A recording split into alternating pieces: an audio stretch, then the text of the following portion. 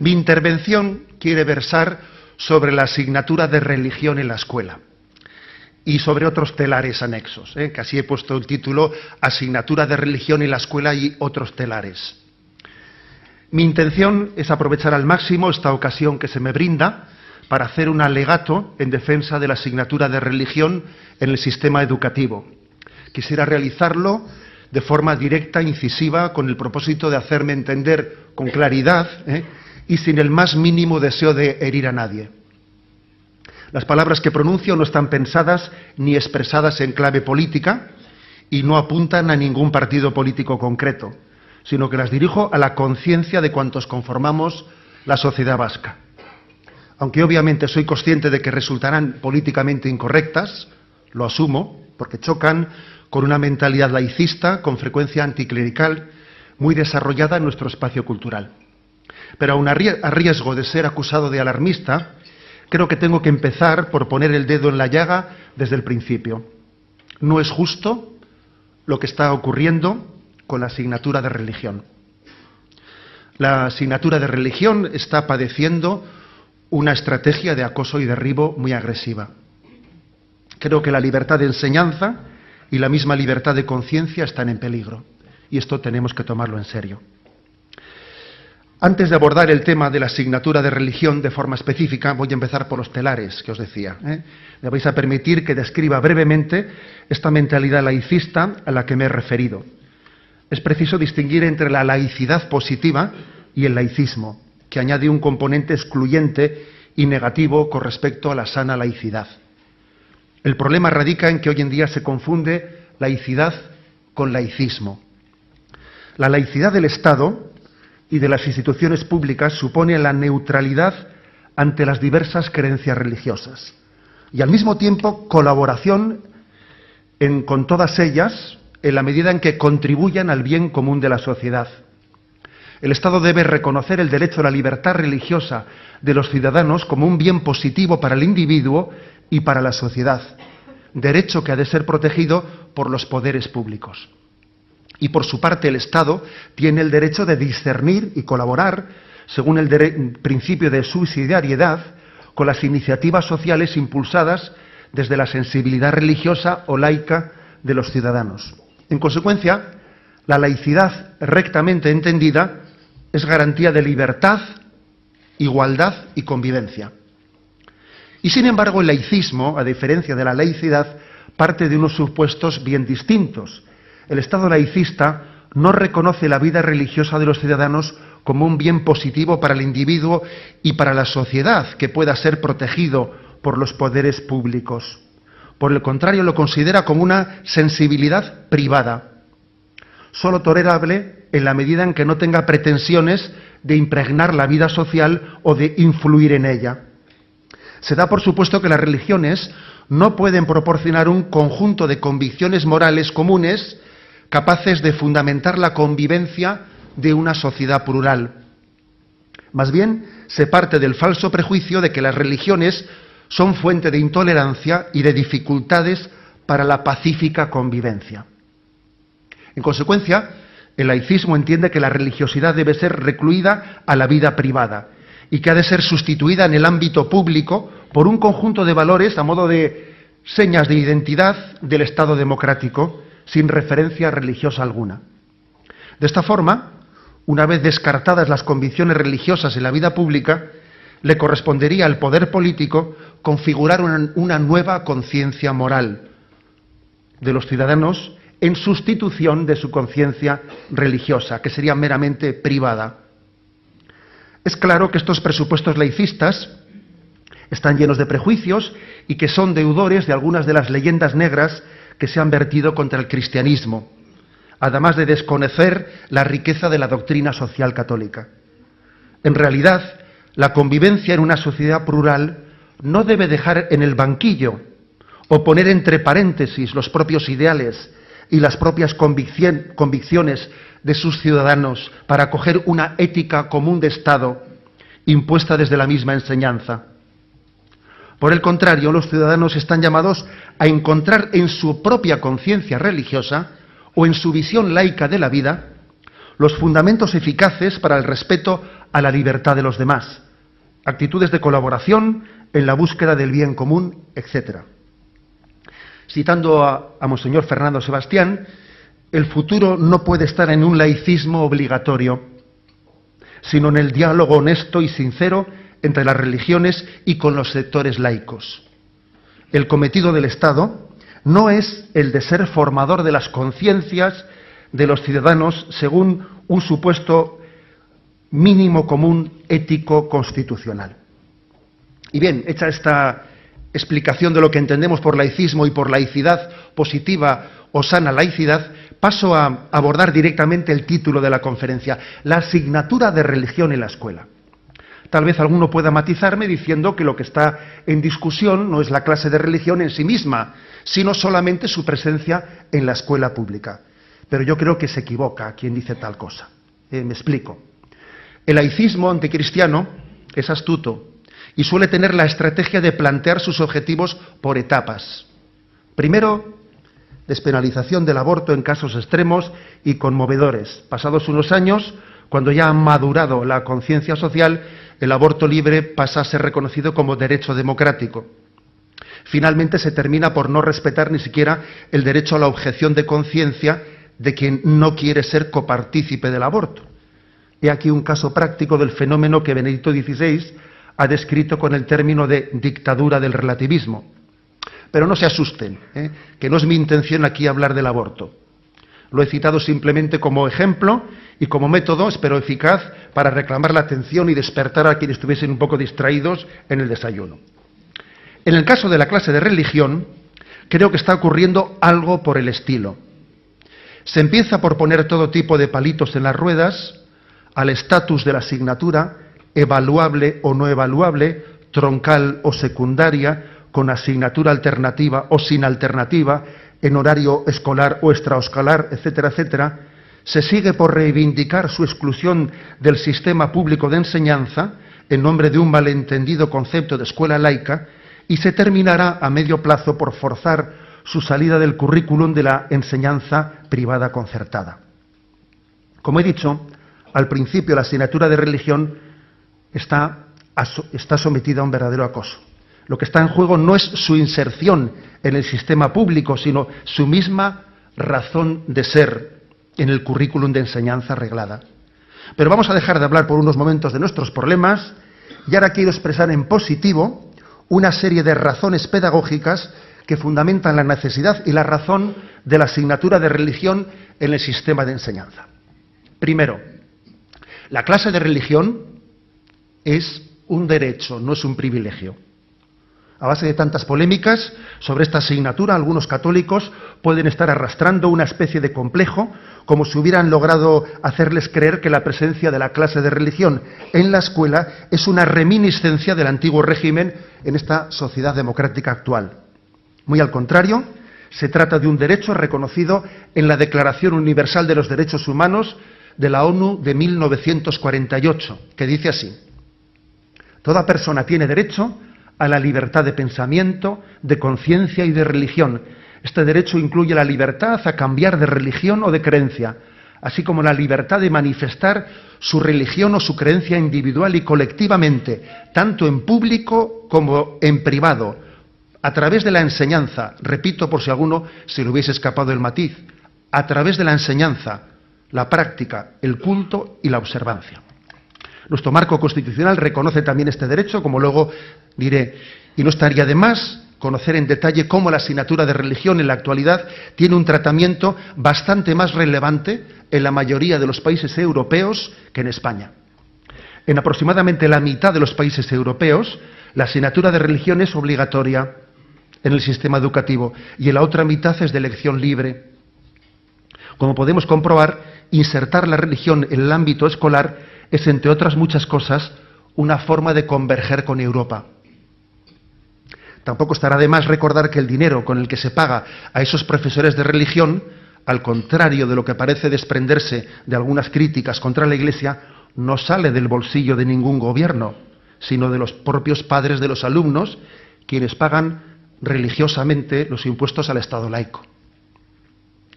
En segundo lugar, la clase de religión no es equiparable ni sustituible por la catequesis.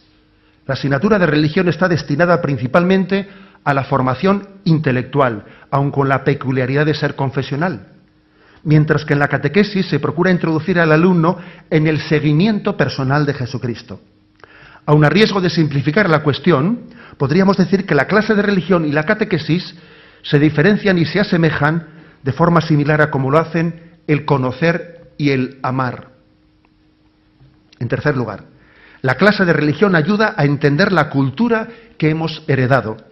Un joven no podrá entender la pintura, la música, la escultura, la arquitectura, la filosofía, la historia, la política, el folclore, las tradiciones, en definitiva, sus propias raíces, si no conoce en profundidad los fundamentos de la religión católica. Y lo mismo cabría decir, en un nivel más genérico, de una comprensión mínima de las demás religiones, para poder asomarnos a una aldea global en la que vivimos. Cuarto, la religión ofrece una cosmovisión frente a la fragmentación del saber. Hoy en día existe una gran parcelación del saber humano, acompañada de una sobreacumulación de datos, tanto en las disciplinas científicas como en las humanistas. Se trata de una fragmentación que ha contribuido notablemente al auge de una cierta crisis de identidad cultural, de valores y de certezas. Con frecuencia se recurre a la simple explicación de que esta fragmentación es fruto inevitable de la especialización en el saber, olvidando que la exclusión del hecho religioso también nos está dificultando la integración de todos esos conocimientos en una sabiduría global de la existencia. Quinto, la religión responde al sentido de la existencia. Una enseñanza global debe responder a las preguntas claves sobre el sentido de nuestra existencia. ¿De qué me sirve conocer la evolución del universo si nadie me explica por qué y para qué estamos en esta vida? ¿Cómo podemos fundamentar los derechos del ser humano sin dar razón de la diferencia esencial entre el animal irracional y el hombre racional? ¿Cabe hablar con optimismo de los avances científicos y de la sociedad del futuro si no tenemos fundamentada nuestra esperanza en el más allá de la muerte? Sexto, diálogo interreligioso.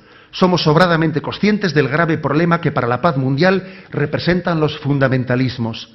Cada vez vemos con más claridad que la estabilidad internacional, incluso nuestra convivencia con un buen número de inmigrantes, necesita ser sustentada en el diálogo interreligioso. Ahora bien, solo puede dialogar quien tiene conciencia y conocimiento de su propia identidad y de su punto de partida. De lo contrario, más que una alianza de civilizaciones, estamos abocados a la desaparición de la nuestra. Y séptimo, educación moral. Está claro que una educación integral debe incluir la dimensión moral.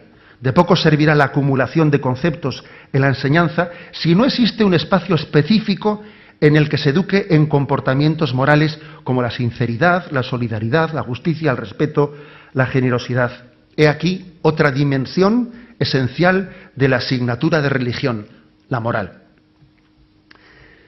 Y permitidme ahora insistir en el primero de estos 7 puntos a los que he hecho referencia. Estamos oyendo una y otra vez la retórica de que la existencia de la clase de religión está fundamentada en el concordato internacional entre el Estado español y la Santa Sede. Concordato que ya estaría caduco y que habría que renovar. Sin embargo, se calla lo principal. El fundamento jurídico determinante de la presencia de la asignatura de religión en la escuela está en el artículo 27.3 de la Constitución. Los poderes públicos garantizan el derecho que asiste a los padres para que sus hijos reciban la formación religiosa y moral que esté de acuerdo con sus propias convicciones. Es decir, nuestra legislación reconoce que los padres tienen derecho a marcar la orientación moral y religiosa de la formación de sus hijos y las autoridades tienen el deber de poner los medios para que esto se lleve a cabo. El desarrollo plasmado en el concordato del Estado español con la Santa Sede sobre esta materia concreta de asignatura de religión no hace sino vehicular el derecho reconocido por la Constitución española. Tengo para mí que una buena parte de quienes critican el concordato de 1979, obviamente reconozco que también existirán posiciones críticas más matizadas, tienen un problema de fondo inconfesable. Se sienten incómodos con el artículo 27.3 de la Constitución, que reconoce el derecho de los padres a la educación moral y religiosa de sus hijos. ¿Cómo les gustaría derogarlo? Da la impresión de que les falta la valentía suficiente para expresar abiertamente su ideología de partida, a medio camino entre el marxismo, el liberalismo y la ideología de género. Hasta que tuvieron lugar las reformas educativas de la LODE y la LOCSE, la asignatura de religión era evaluable y tenía la asignatura de ética como alternativa, de libre elección. La gran mayoría de los sectores sociales entendían que aquella era una solución pacífica y justa. Existía la posibilidad de elegir entre una enseñanza moral confesional o una ética aconfesional. Y la gran pregunta es, ¿por qué se derogó algo tan razonable que funcionaba bien? Aquellas reformas hicieron que la enseñanza religiosa abocara en la práctica a una lenta y progresiva agonía.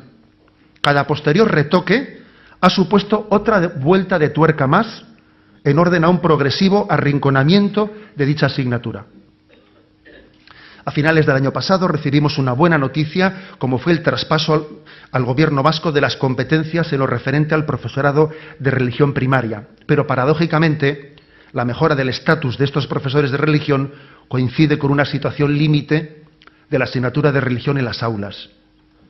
Hace pocas semanas los periódicos vascos publicaron diversos reportajes en los que algunos profesores de religión, en un ejercicio de responsabilidad y valentía que quiero agradecerles desde aquí, algunos estáis aquí presentes, denunciaban las numerosas irregularidades que sufre la asignatura de religión en el País Vasco.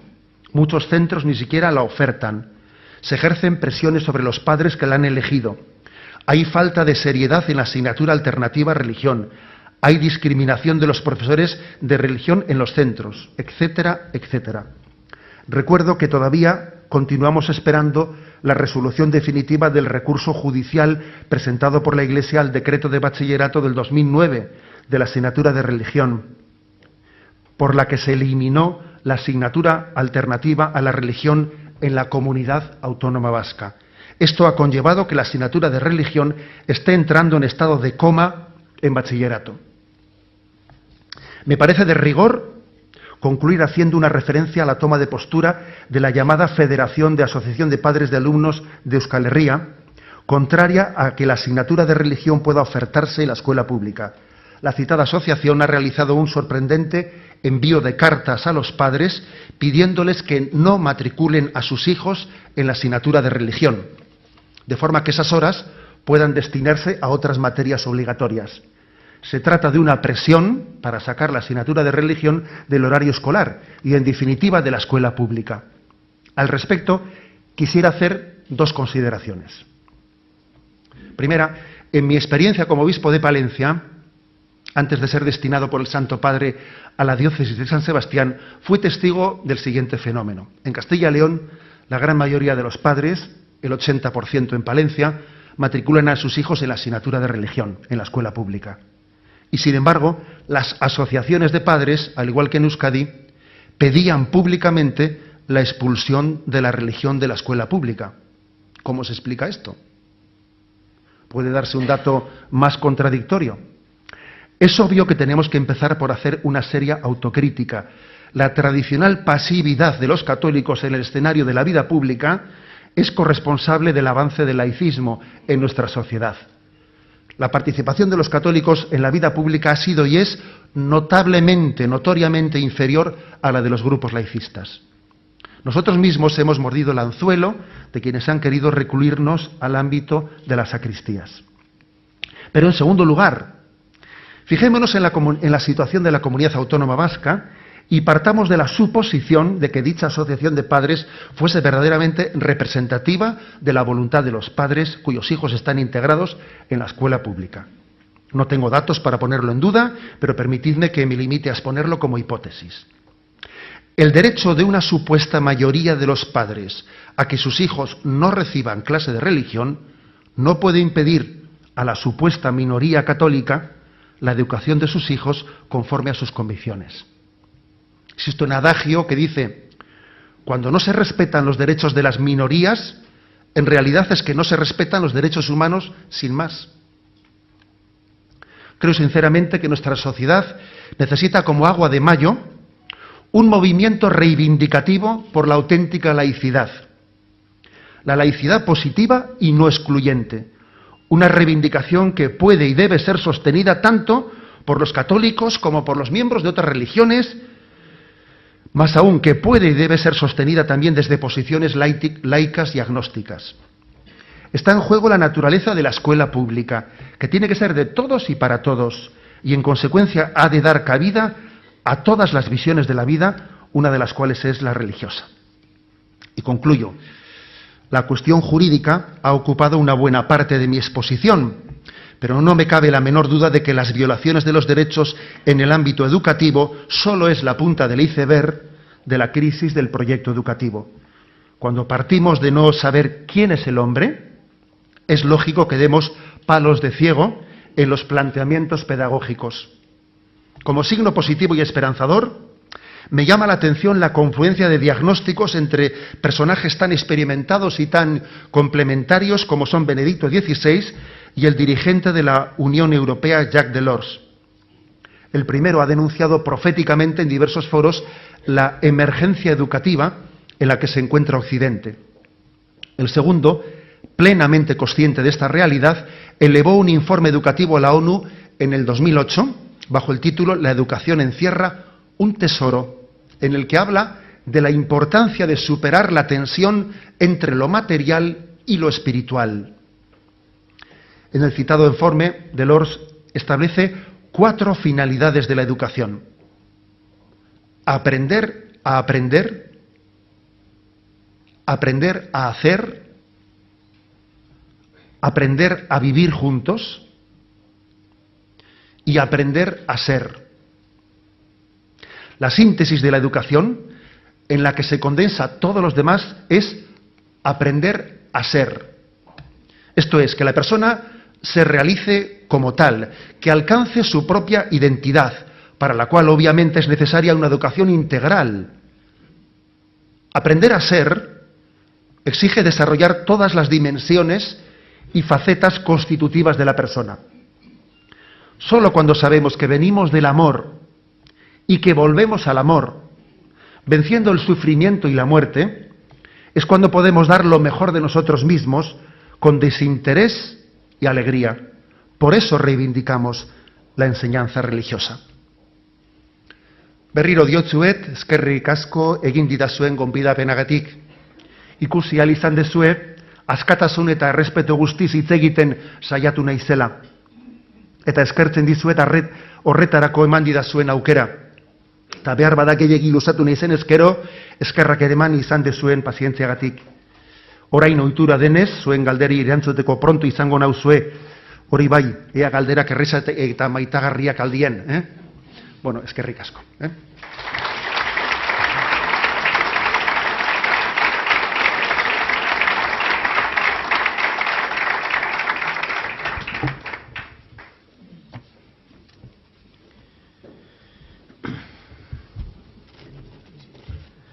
Muchas gracias. Pasamos, si le parece, acto seguido al coloquio. Hay bastantes preguntas distintas. Sí. Si me permite, yo diría una cosa. Ha coincidido esta charla que ha resultado en este día muy cerca del día electoral, ha resultado dentro de la campaña electoral.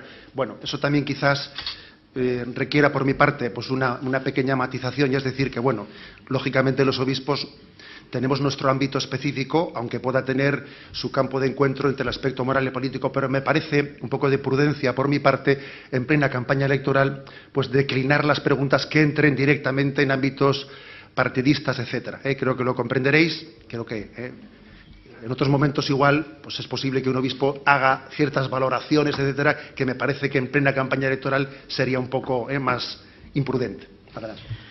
Muy bien, intento agruparle un poco por temas, ¿no? Empezando por lo que ha sido buena parte del hilo conductor de su intervención, que es el laicismo. Le plantean varias cuestiones. Ha hablado usted de errores pasados en el conjunto del catolicismo, pero le preguntan en concreto, ¿la jerarquía ha cometido algunos errores que pueden haber, no digo incentivado, pero sí permitido ese desarrollo del laicismo? Pues yo creo que sí, yo creo que sí, es decir, aunque tengo la impresión de que aquí los únicos que pedimos perdón somos nosotros. Me da la impresión, digo, el ejercicio de autocrítica y de saber pedir perdón creo que es muy sano y obviamente todos tenemos, ¿no? Es decir, ¿quién puede decir lo he hecho todo bien? Me parece que la Iglesia hizo un gran esfuerzo en la transición, en la reconciliación de las dos Españas, hizo un gran esfuerzo. También la Iglesia entendió que la Constitución debía de ser aconfesional. Fijaros que en la Constitución española en ningún momento se utiliza la palabra laico o Estado laico o laicidad, no se utiliza. Pero no por eso nosotros pretendemos agarrarnos a la no inclusión de ese concepto, porque sería, creo que, agarrarse a una cuestión más bien lingüística. Lo importante es asumir el concepto. Nosotros asumimos que estamos ante un Estado laico, solo que reivindicamos la sana laicidad, ¿no? Creo que, por lo tanto, la Iglesia, obviamente habiendo tenido, ¿no?, pues sus errores, desde los miembros que la conformamos, sin embargo, en ese momento de la transición, se hizo, ¿no?, un gran esfuerzo de ser punto de encuentro, etcétera, y quizás nos hemos llevado, ¿no?, un poco pues la desagradable impresión de que cuando pensábamos, ¿no?, que ese momento de la transición pues se había cerrado, yo creo que razonablemente bien, hemos visto cómo ha resurgido un cierto laicismo muy agresivo contra el hecho religioso, contra la Iglesia, un cierto laicismo anticlerical que verdaderamente nos viene a cuestionar, bueno, algo se ve que no hemos hecho bien, porque pensábamos que habíamos puesto las bases para cerrar heridas, para llegar a hermanarnos, y obviamente se ve que algo no hemos hecho bien. Y también desde nuestros colegios religiosos, pues vemos que hemos formado a muchos millones de jóvenes que muchos de ellos no han llegado a recibir el espíritu cristiano. Luego también tenemos que hacer una autocrítica en que la formación que hemos transmitido no ha tenido el fruto que debería de haber tenido. También referido a esto le preguntan si detecta usted mayor sensibilidad en unas fuerzas políticas que en otras frente a su preocupación, o si a veces se siente solo o poco acompañado en esa preocupación, y qué le parece que en las encuestas no aparezca o no reflejen inquietud respecto a este tema. Y la última pregunta que al respecto le traslado es si cree que el presidente Rodríguez Zapatero es especialmente partidario del laicismo. Bueno, quizás habría que preguntárselo a él, ¿no? Pero, porque no sé, yo creo que hay que juzgar obviamente no a las personas en sus convicciones interiores, sino en sus hechos, ¿eh? Pero bueno, yo creo eso de que pueda un obispo sentirse solo o menos solo porque desde determinadas posiciones políticas haya más sensibilidad o menos, ¿no? Es obvio que no hay ninguna opción política con la cual la Iglesia se identifique plenamente, y además las opciones políticas tienen su propia autonomía. A un obispo, en el fondo, no le interesa tanto el que los partidos políticos se posicionen antes, delante o detrás de él. Yo creo que uno de los problemas que tenemos es que vivimos en una sociedad excesivamente política en la que hay poca sociedad, poca iniciativa social. Es decir, yo creo que el pensamiento, la cultura, no se debería de ser formada, no se debería de determinar meramente por los posicionamientos de los partidos políticos. Yo reivindicaría que hubiese más realidad social y menos Estado. Yo me gustaría que tuviésemos una sociedad en la que no todo fuese el posicionamiento de las administraciones y de los partidos políticos, sino que hubiese más iniciativas sociales, que fuesen más determinantes de la cultura. Creo que ese sería mi desideratum. Pues ahora trasladarle algunas preguntas relacionadas con la enseñanza de la religión. La primera, ¿considera que quien quiere estudiar religión en la escuela vasca no puede actualmente? Pues sí, eso está ocurriendo en una buena parte de los colegios donde, según la legalidad vigente, la asignatura de religión es de obligada oferta y de voluntaria opción para quien la recibe, pero es de obligatoria oferta. Bueno, pues puedo decir que en una buena parte de los centros públicos no se oferta esa asignatura y también estamos observando cómo donde se oferta y algún grupo de padres opta por ella, inmediatamente sufren presiones para desapuntar a sus hijos, y estamos teniendo casos en los que para cuando vamos a ese colegio, quienes habían matriculado a sus hijos en religión, al cabo de unos días los han desapuntado a todos por las presiones que han ejercido sobre ellos. Esto es un hecho que está ocurriendo. Nosotros obviamente tenemos contacto con la Consejería de Educación, y la Consejería de Educación nos ha manifestado reiteradamente su deseo de hacer cumplir la legalidad, a pesar de que partimos de una situación bien lejana al cumplimiento de la legalidad, y obviamente pues nos tenemos que emplear en ello, ¿no? En esa colaboración con las administraciones para que desde inspecciones, etcétera, se pueda llegar a cumplir la legalidad. Pues la siguiente pregunta que le traslado tiene que ver con el Departamento de Educación. Es doble. La primera le plantea si cree que la actitud o el desempeño que está realizando la consejera es adecuado en ese sentido, y también le plantean cuál es su relación con el departamento después de algunos reproches que al parecer les ha lanzado a usted. La verdad es que esos reproches supuestos fueron una serpiente de verano totalmente virtual, que no tuvo nada que ver con la realidad. Eso puedo decirlo públicamente. No me pareció ni siquiera prudente salir yo a desmentir lo que estaba diciendo la prensa, pero no es cierto que la consejera ni le reprochase nada al obispo, ni le llamase a capítulo. De eso no es absolutamente cierto nada. Mi relación con ella como obispo responsable en el País Vasco del tema de la enseñanza es buena, y sobre todo yo lo que valoro es la promesa que ella ha hecho de poner todos los medios por hacer cumplir la legalidad vigente. Pero claro, eso va a suponer que si verdaderamente nos tomamos eso en serio, va a haber que hacer muchas llamadas de atención en muchos lugares. Y a veces nos suele ocurrir que cuando los obispos hablamos con el responsable último, pues tenemos una fácil interlocución, pero luego según se va bajando en los estamentos, cada vez la cosa es más difícil, ¿no? Y al final uno llega a donde hay que poner el cascabel al gato, y no sé si hay gato o si hay cascabel, ¿eh? Entonces creo que es muy importante pues que no nos quedemos. Me parece muy importante de la declaración de la consejera de tomar la determinación de hacer cumplir la legislación vigente, pero luego tenemos que ser eficaces en llegar a trasladarlo a la realidad.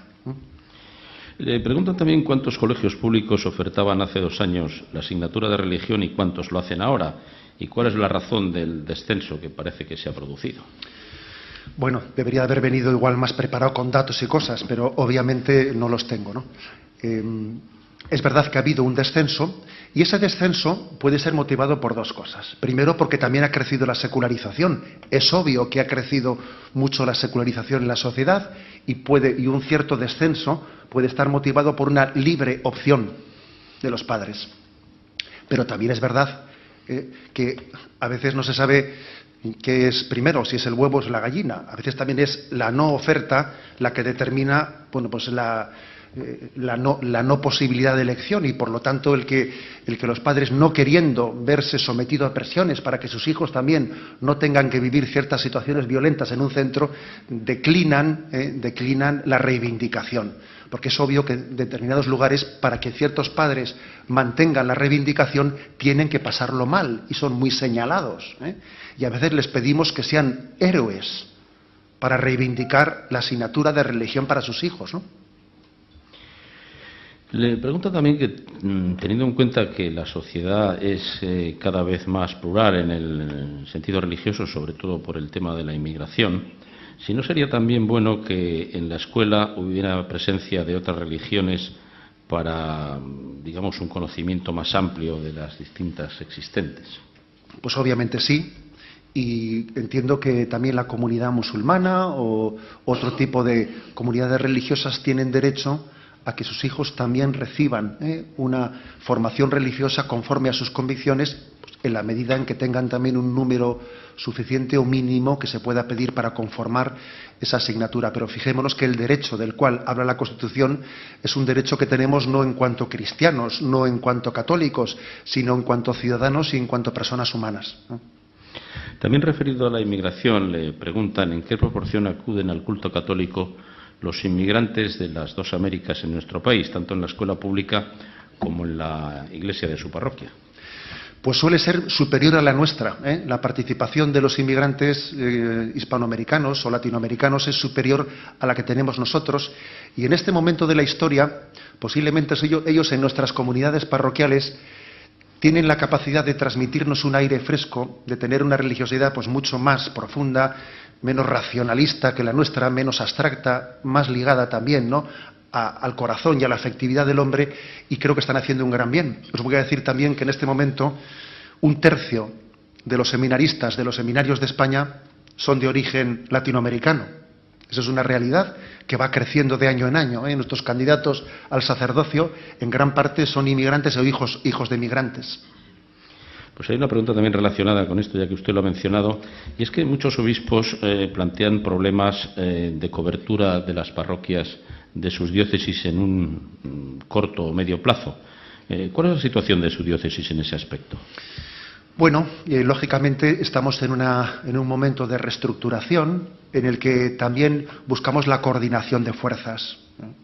Bien sea a través del sistema de unidades pastorales parroquiales, que es un sistema de unión de 2 o 3 o parroquias, o bien sea a través del sistema de arciprestazgos. Estamos buscando algún tipo de optimización de nuestras fuerzas, porque también evidentemente también los propios jóvenes, los propios niños, les puede ayudar en su propia formación el hecho de verse, de encontrarse en ciertas situaciones en las que ellos podrían sentirse en minoría, y el encontrarse en grupos mayores incluso puede ser positivo para su formación. Sí, lo estamos haciendo con fórmulas un poco distintas de unas diócesis a las otras, pero la necesidad es imperiosa. ¿Una persona divorciada puede ser profesor o profesora de religión? Vamos a ver, ya sé que recientemente, ¿no?, ha habido esa polémica sobre la resolución del Tribunal Constitucional a ese respecto. Voy a permitir, tengo aquí, como ya suponía que esa pregunta, ¿no?, podía salir porque está muy reciente, está muy reciente esa resolución. Me voy a permitir leer el que es el párrafo 3º de la sentencia del Alto Tribunal a ese respecto. Sabéis que la cuestión es que el Obispado de Almería no es verdad que había despedido, sino no había renovado pues el contrato a una profesora que estaba divorciada, etcétera. Y el párrafo 3º del Alto Tribunal dice, de la sentencia: ha de corresponder a las confesiones religiosas la competencia para el juicio sobre la idoneidad de las personas que hayan de impartir la enseñanza de su respectivo credo, un juicio que la Constitución permite que no se limite a la estricta consideración de los conocimientos dogmáticos o las actitudes pedagógicas del personal docente, siendo también posible que se extienda a los extremos de la propia conducta en la medida en que el testimonio personal constituya para la comunidad religiosa un componente definitorio de su credo, hasta el punto de ser determinante de la aptitud o cualificación para la docencia. Es decir, la sentencia del tribunal reconoce el derecho a que el profesor de religión no esté únicamente elegido por su competencia intelectual, sino también por su coherencia de vida para transmitir unos conceptos. Es verdad que la sentencia del tribunal ordena retroceder en el procedimiento dictado de la sentencia para incluir en ella consideraciones oportunas sobre los derechos también laborales, ¿no? Pero al mismo tiempo reconoce ese principio que os he dicho al principio. Entonces, bueno, veremos a ver cómo se desarrolla, pero es verdad que la Iglesia cuida los dos aspectos, no solo el de la capacitación intelectual, sino también el de la coherencia con las enseñanzas que se imparten. Cambiando de asunto, ¿cree usted que algunas fuerzas políticas cuyo ideario tiene fundamentos cristianos deberían haber sido más beligerantes frente a la última reforma de la ley del aborto? Yo pienso que no hablo ya de partidos, sino hablo de personas, cristianos presentes en todos los partidos. Yo creo que un cristiano, un católico, tiene la obligación de ser coherente con sus principios, y a veces yo suelo decir que hay que ver qué es lo sustantivo y qué es lo adjetivo. Pues no es lo mismo ser un político católico que un católico político, no es lo mismo. Entonces yo lo que pediría sería que hubiese católicos con vocación política, no políticos que un poco adjetivalmente sean católicos. Entonces sí que yo pediría no a los partidos, sino a los católicos que están integrados en ellos, pues que su sensibilidad política fuese la adjetival y no su sensibilidad católica. Le pregunta también si la Iglesia debería conseguir trasladar más y mejor a la sociedad la acción social que desarrolla, y también si está suficientemente entendido por la sociedad que instituciones tan vitales en época de crisis como la Iglesia y sus instituciones vinculadas a ella están teniendo ese papel, y si alguien se lo está agradeciendo como debería. Pues es una pregunta importante. Recientemente, aquí está nuestro delegado de enseñanza, y tenía con él yo una visita a un colegio, a una Ikastola de Azpeitia, y me llamó la atención que él, en el diálogo que tuvimos con los jóvenes, que fue muy interesante, pues él les hizo la pregunta: ¿alguno sabe quién ha puesto en marcha el proyecto Hombre? Y me hizo gracia que ninguno de los jóvenes allí presentes, ninguno tenía conocimiento, pues que el presidente del proyecto Hombre es el obispo, ¿no? Me llamó la atención, ¿no? Es verdad que quizás a la Iglesia le falta un cierto marketing, en el sentido de que muchas obras que vivimos, pues ni siquiera somos conscientes de ellas. También es verdad que dice el Evangelio que no se entere la mano derecha lo que hace la izquierda. No sé si es al revés, no, la izquierda lo que hace la derecha, pero es verdad que la Iglesia tiene una percepción desde la sociedad totalmente inconsciente, ¿no? Incluso que cuando estamos a veces oyendo de cómo es posible que se le siga dando a la Iglesia no sé cuántos miles de millones de euros, y uno dice, pero bueno, vamos a ver, ¿es que al Estado le sale cara a la Iglesia? ¿O es que la Iglesia le ahorra al Estado una cantidad muy importante, ¿no? Tal y como se vive el debate público, parece que la Iglesia es como una especie de parásito que le cuesta al Estado anualmente determinados miles de millones. Y claro, y uno dice, bueno, pues no sabemos hacer las cuentas. ¿Por qué no hacemos las cuentas hasta llegar a la conclusión de que la Iglesia le ahorra al Estado 36.000 millones anuales de euros, ¿no? Cantidad que sale resultante de, bueno, pues de todo lo que supondría que los colegios privados, la enseñanza universitaria, todos los hospitales, la atención social, etcétera, etcétera, corriese a cargo del Estado. O sea, quiere decir que es verdad que tenemos, bueno, pues quizás lo nuestro no es el marketing, ¿verdad? Pero bueno, a veces hay que decir, no me pises que llevo chanclas, ¿no? También creo que a veces hay que decirlo. ¿Sería un retroceso de muchos siglos pasar de una dictadura del relativismo a una dictadura del dogmatismo? Pues sí sería un retroceso, y obviamente no es esa nuestra intención. A veces, cuando alguien denuncia el laicismo, inmediatamente le recriminan, este está reivindicando una situación de cristiandad. Pues no. Y es más, una situación de cristiandad en esta sociedad secularizada sería falsa. Es decir, no existe ahora mismo. Esta sociedad no es cristiana, sí en sus raíces, pero en este momento no es cristiana en su vida diaria. Por lo tanto, pretender que nosotros ahora mismo nos determinásemos por una configuración religiosa sería no partir de la realidad, y no es esa nuestra intención. Creo que, por lo tanto, reivindicamos una sana laicidad en la que todos podamos aportar nuestras convicciones personales, pero también sin tener que sufrir la presión anticlerical, pues que sufrimos a veces, ¿no? ¿Se ha exagerado su posición crítica hacia la persona del teólogo José Arregui? Bueno, eso dependería de quién es el que dijo qué, pero bueno, digamos que José Arregui tomó su determinación de dejar el sacerdocio, y creo que lo tomó pues libremente, y lo tomó, bueno, pues me imagino que fruto de las consideraciones internas que hizo. Creo que un servidor, pues ante una situación difícil en mi llegada, ¿no?, a San Sebastián, creo que la situación me pedía a mí tener pues una gran paciencia y un gran acercamiento a él, fruto de las acusaciones que él formuló contra mi persona, que eran falsas, como ya tuve ocasión de decir, pero me parece que a mí aquel momento me exigía acercarme, estar cerca, tender la mano. Bien, creo que el Señor me dio la gracia de hacerlo, pero él también tomó su decisión libremente. ¿Cree que los fieles lo han entendido? Bueno, también creo que están muy condicionados dependiendo por la órbita mediática desde la que accedan a la realidad, que esto es así. A veces vivimos en burbujas mediáticas y dependiendo de la burbuja en la que uno respire, pues percibe una cosa u otra. Cambiando de asunto, ¿Han mejorado las relaciones entre las asociaciones de víctimas del terrorismo y la Iglesia local? Bueno, yo creo que también en ese tema, como en tantos otros, ¿no?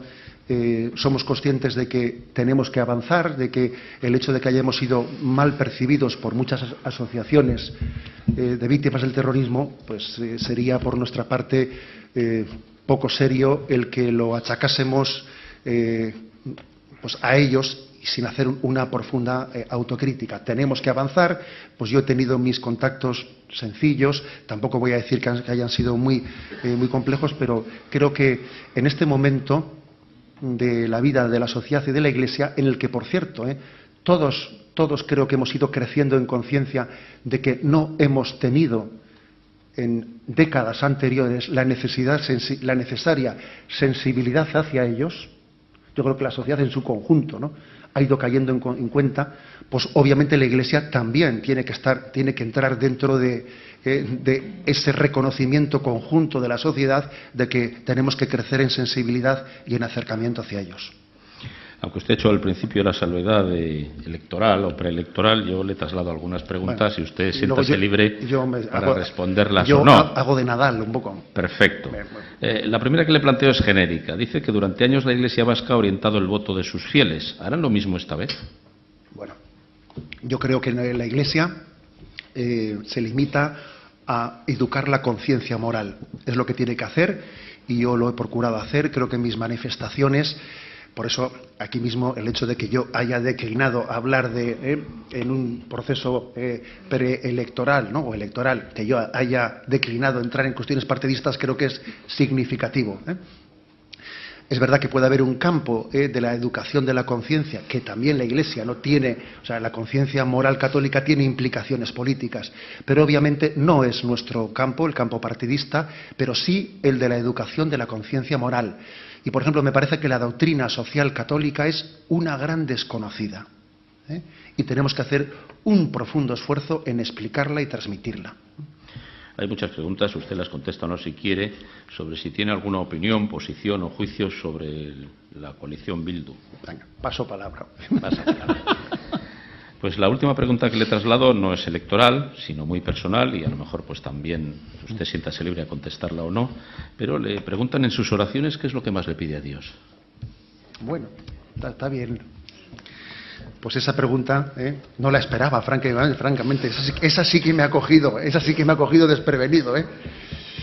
Vamos a ver, yo a Dios muchas veces os voy a reconocer que le suelo pedir: Señor, aquí me has puesto y te pido que hagas de mí un pastor según el pueblo que me has encomendado se lo merece. A veces le pido al Señor la gracia de ser lo que Él quiere que yo sea para los demás, ¿no? Ser instrumento suyo, y eso es algo que se lo pido mucho.